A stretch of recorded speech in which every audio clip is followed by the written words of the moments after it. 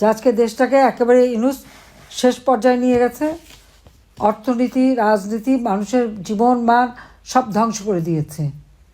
কাজে আমার একটাই কথা, এই সেনা কর্মকর্তা তাদের বিচার এই আইসিটিতে হতে পারে না, এটা বন্ধ করতে হবে। আওয়ামী লীগের সকল নেতা কর্মীর বিরুদ্ধে মামলা প্রত্যাহার করতে হবে, সবাই কারাগারে যারা মুক্তি দিতে হবে। বাংলাদেশের গণতন্ত্রকে আবার আমাদের পুনরুদ্ধার করতে হবে।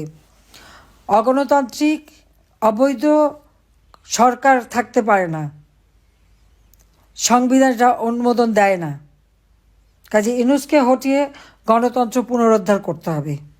শিক্ষকদের যারা লাঞ্ছনা করেছে তাদের এবং আজকে গুলি করেছে তাদের বিচার করতে হবে। শিক্ষকদের যাদের গ্রেপ্তার করেছে অবিলম্বে মুক্তি দিতে হবে। আর আওয়ামী লীগের নেতা কর্মীদের এভাবে এই অত্যাচার যারা করেছে তাদেরও বিচার হবে। কাজে সকলকেই আমাদের 13 তারিখের যে কর্মসূচি সেটা সফল করতে হবে, লকডাউন কর্মসূচি, এবং সাথে ইউনূসকে পদত্যাগ করতে বাধ্য করতে হবে এবং তার হাত থেকে দেশকে রক্ষা করতে হবে। তার জন্য যা কিছু আছে যেভাবে হোক সবাইকে ঐক্যবদ্ধ থাকতে হবে। আর যাদের কাছে অবৈধ অস্ত্র আছে সেই অস্ত্র উদ্ধার করতে হবে।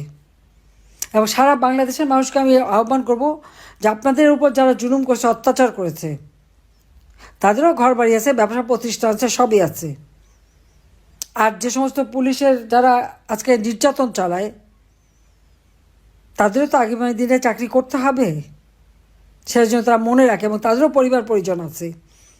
ওরা তো মেরে পা বেঁধে ঝুলিয়েছে, বলেছে আগামীতেও ঝুলাবে। তো যারা পা বেঁধে ঝুলাতে চায় ওই তাদের দাবিদারি করবে তারা। তাই এদের ভবিষ্যৎটা কী?